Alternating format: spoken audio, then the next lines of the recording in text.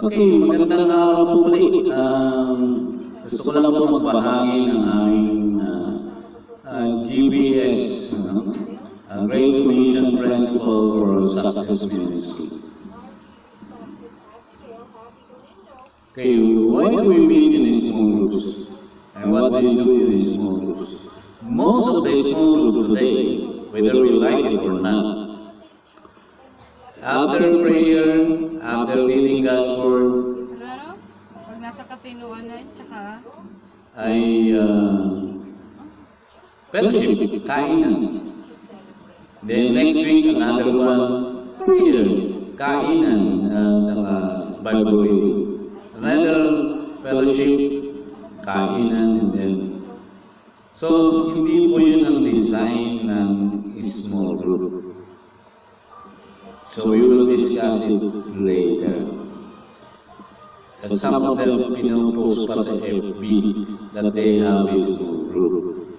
Hindi po yun ang design ng small group. Okay, dalawang importanteng days in your life. I will not discuss what is the third most important day in your life. Kasi you need to attend my seminar or training. The first is when you were born. The second question, important date, when you were born again. And third, and next time na lang. Look at this. When you see the word Coca-Cola, anong nakikita mo sa kanya?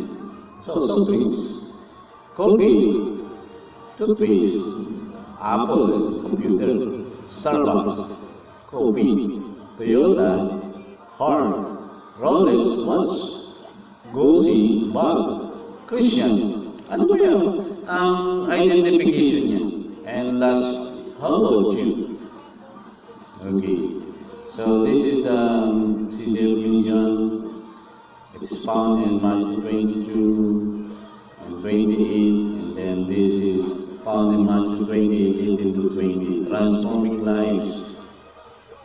That's the word Jerusalem. Transforming families, that is your Judea. Transforming community, that is your Samaria.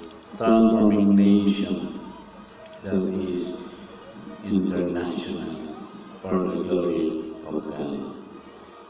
So, a new commandment, very clear yan, no? So, why do we meet this small group? Is transforming our Jerusalem, transforming our Judea, transforming our Samaria, and transforming other places. What do you do in the small groups? It is not only prayer, it is not only reading God's Word or fellowship or eating, it is discipling. What activities you should be do to accomplish God's purpose?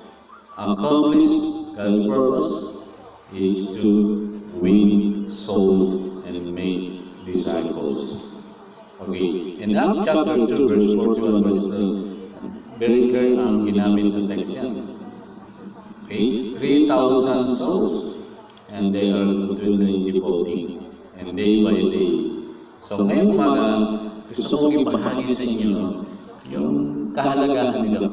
Okay. What programs, activities, and projects are you counting on to bring about health and growth in your area in small groups? Okay. You know naman yan eh.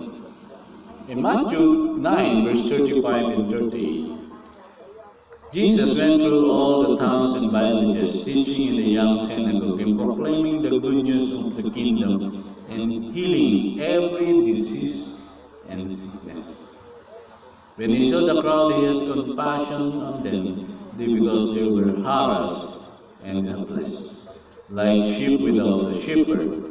Then he said to his disciples, "The harvest is plentiful, but the workers are few. Ask the Lord of the harvest, therefore, to send out workers into harvest field."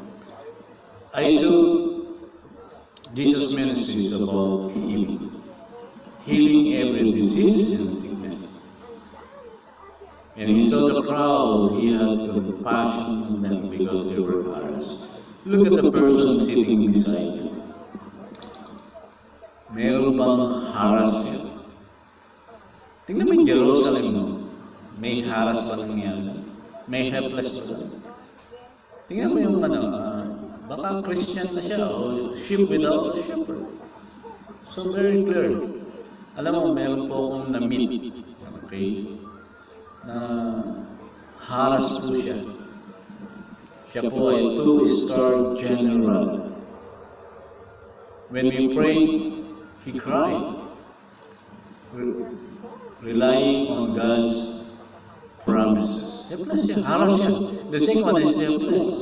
I meet a person na nagpapa-counsel po sa amin, 11 jeepneys. May 11 jeepney po sila, pero helpless. At meron po doon sheep without a shepherd.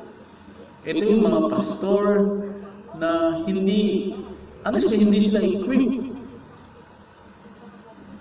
They do not know how to handle church, but they are graduate and seminary and Bible school. So they are harassed, helpless, sheep without shepherd. And what is the promise of God? What truth about the harvest can we learn from these passages? How does this compare to your answer that you have given regarding growth in your areas? Are they the same? Tingnan po natin. Okay. Then he said to his disciples, the harvest is plentiful, but the workers are few. Ask the Lord of the harvest, therefore, to send out workers into his harvest field. For example, in church mo, how many people, in church mo na pinagpapastoran nyo yun, how many people who are harassed, who are helpless, who are sheep without a shepherd? Ask that person. Okay? Number one, a great harvest is possible and expected. Quality and quantity are important. But you need 4 leaders or servant leaders.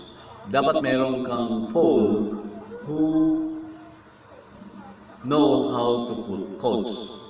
Meron ka dapat Timothy know how to mentor.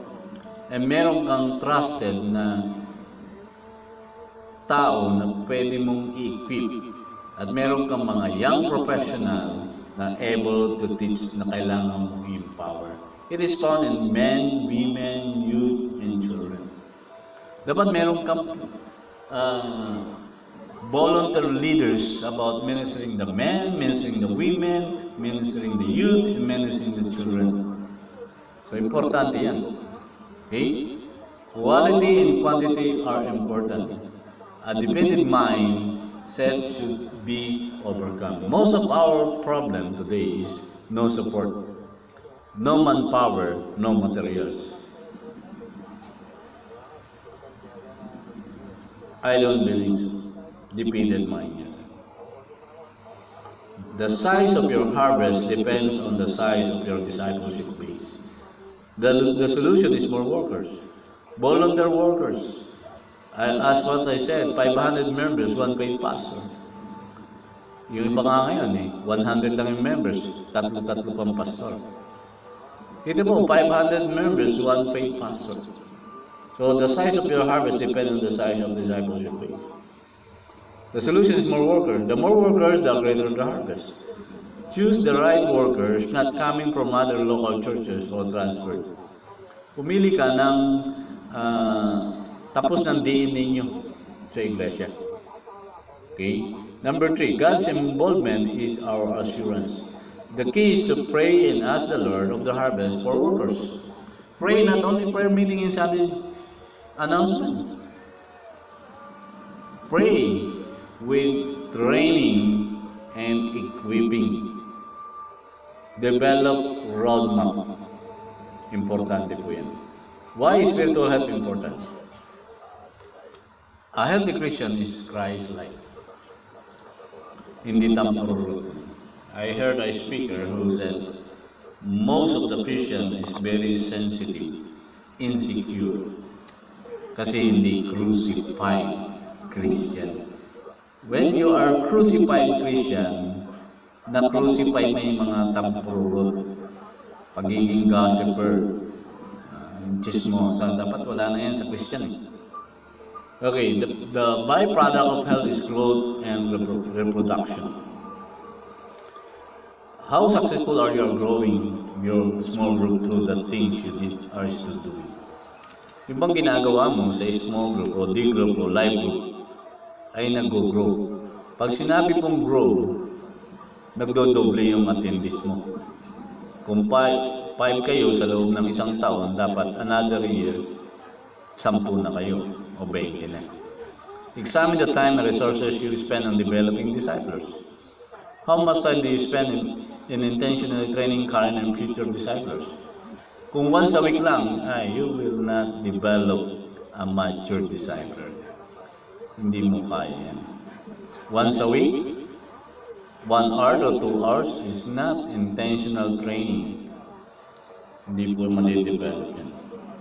Okay, these are 3 principles that we can help as a church. The triangle principle, the quadrant principle, and the trellis principle. Okay, the triangle principle, main idea is broaden the base. Quality and quantity and quality. Output, build capacity to disciple.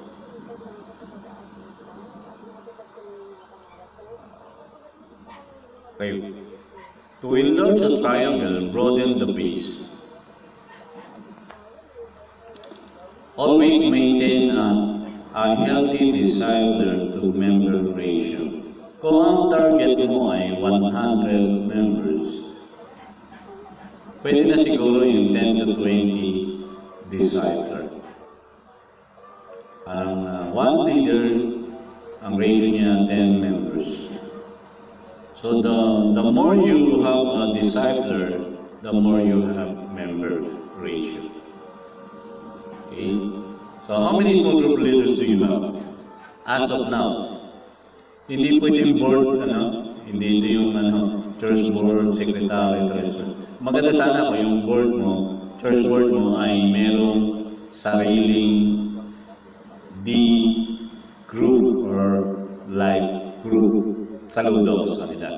Yung treasurer mo may sariling D group o small group. Yung secretary mo may sariling D group, at yung choir ninyo mayroong sariling, kung 10 yung choir nyo, may tig-10 sila, ay good.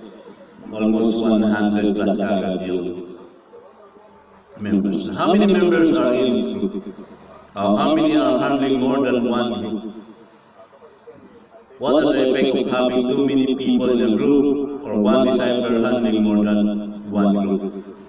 Let us discuss it. Wait, this is the sample of a pastor. The left side is my area pastor. He has 537 area population. And the right side is 140. Okay. So identify your Timothy's. I will not give the copy. Okay. The quadrant principle: model, develop, and deploy. Focus on quality. Build character and confidence. Ito yung mga servant leaders mo na hindi tatampuhin, Hindi ito yung sensitive. Okay? What do you think will happen when members are continuously being developed but never deployed? Marami yan. Ang dami yung umaten ng mga ganitong training. Hindi naman na-deploy. Sayang lang yung panahon. And what do you think will happen when members are continually deployed without being developed? Marami din ito. O sige, pumunta ka doon. Pero hindi naman develop. Okay, wrong way. Tell them what to do, directing. Leave them to do it, delegating. Wrong to it.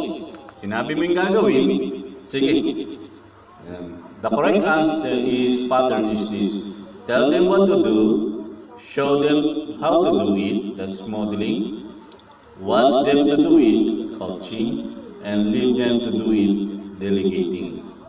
So, meron akong pastor na ganyan ang ginagawa ko, sinasabi ko sa kanya yung ginagawa ko, pinapakita ko siya, and next week, siya na yung magtuturo, and then in the other way, iiwanan ko na siya. Okay, the things which you have heard from me in the presence of many witnesses, entrust these two faithful men who will be able to teach others also. So, write the name of this mo or potential leaders mo. Okay, the three list principle. Set up transferable and reproducible system. Roadmap, GPS, curriculum, and bridging event. Okay, set up simple and transferable curriculum. Anong output ito? Sustainability and scalability. Okay, what activities and program in your area, small group, do you use to develop and display new disciples? What are the results of these activities? Are they successful or not? Okay, for example, did you see the picture? Okay, a system is a series of tasks and experience designed to take a disciples on a journey toward maturity. Without a curriculum and relationship, your discipleship won't be challenged, won't be dependent on God, won't be reproducible, won't get better, won't be intentional, and won't be sustainable. So, importante yung system. Okay, a set of Bible-based discipleship curriculum that facilitate the Christ-committed followers movement along the discipleship journey.